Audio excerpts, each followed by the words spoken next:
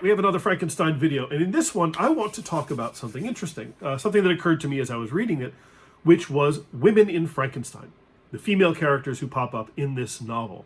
And I find them interesting for a couple of reasons.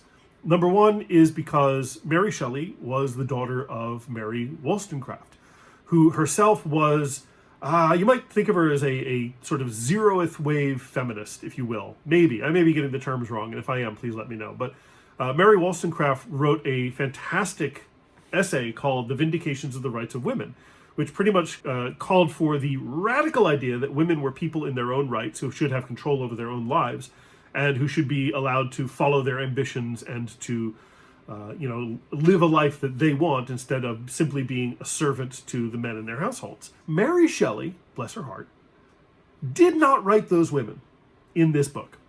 In fact, the women that she wrote in this book were really similar in a way. There's three major women in this book. The first one is Caroline. Now, Caroline is Victor's mother. She is rescued from destitution by Victor's father, Alphonse. Her father lost all his money, became a beggar. Alphonse took her in out of kindness because she was his friend's daughter. That's how that works.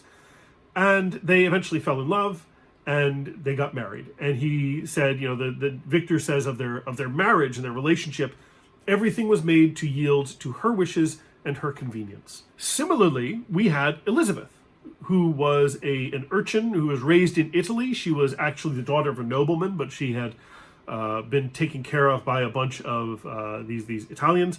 She was raised, the descriptor is, oh, Mary, you're giving yourself away here, but beautiful, blonde, radiant child raised among, quote, dark-eyed, hardy little vagrants.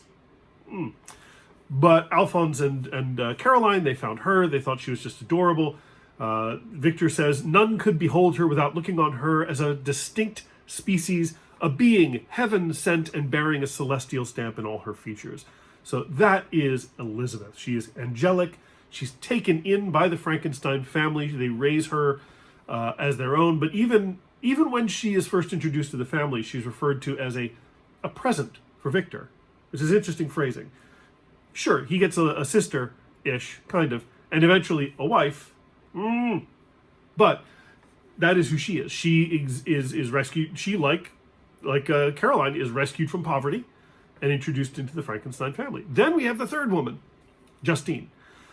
Justine was loved by her father. Her mother hated her, very Cinderella, if you will. Treated very, very poorly when her father died, very Cinderella, if you will. And she was taken in by the Frankensteins as a house servant, and everybody loved her. The Victor says, Justine was the most grateful little creature in the world. I do not mean that she made any professions. I never heard one pass her lips.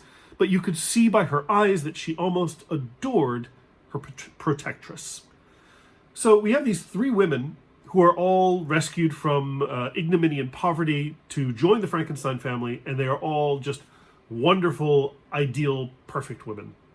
In that they are all in some way in service of a man. And they all end badly. They really do. Caroline, Vincent's mom, she dies after treating Elizabeth's scarlet fever. She gets it herself, scarlet fever, very dangerous, very deadly.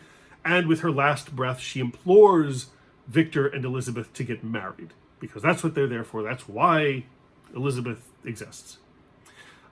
Justine, and I'm going kind of in chronological order this time, but Justine was executed for the murder of William Frankenstein. She didn't do it. She was pressured into confessing on pain of her mortal soul, because that's what the cops do. But she says, I leave a sad and bitter world. If you remember me and think of me as one unjustly condemned, I am resigned to the fate awaiting me.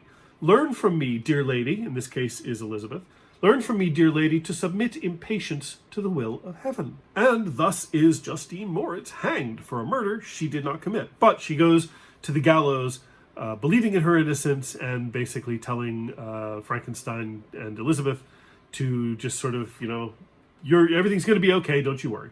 This is what heaven wants. And then, of course, there is Elizabeth herself, who is Victor's childhood friend, sister, betrothed. They do get married. And there's the very famous promise from the monster when, after Victor destroys the monster's wife, I'm not counting her because she never comes to life, but after Victor destroys the monster's wife, the monster says, "I will be with you on your wedding night." Very famous threat in the book. And Victor, of course, who thinks everything's about him, thinks that the creature is going to kill him. But no, the creature kills Elizabeth as revenge for everything that Victor did.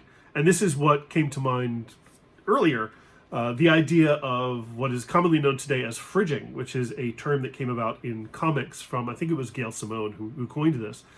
The idea that a female character is created and doesn't really have any personality or impact of her own, and is then killed in order to give the male protagonist something to react against and get angry about and to move his butt into moving into the story. Now, I'm sure there are Elizabeth apologists who are going to get very, very angry at me for saying that Elizabeth was fridged or that she just existed to die.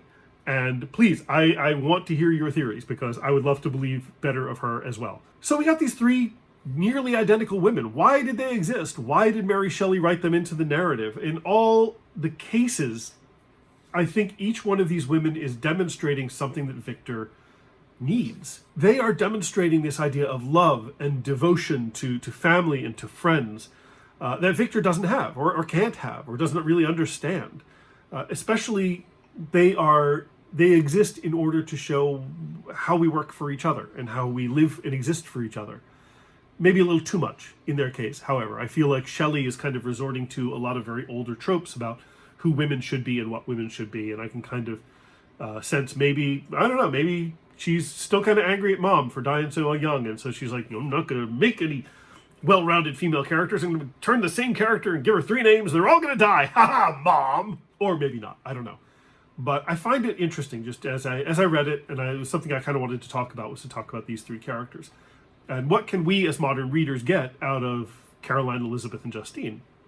Well, certainly I think a lot of us in the 21st century are going to kind of react differently, maybe, than Shelley's contemporaries did. Maybe Shelley's contemporaries saw these 3 selfless, doomed women as, well, this is just how women are in fiction. And when we get to Virginia Woolf later on, we'll talk about that. We'll talk a little bit about women in fiction, because that's the whole sort of premise of A Room of One's Own.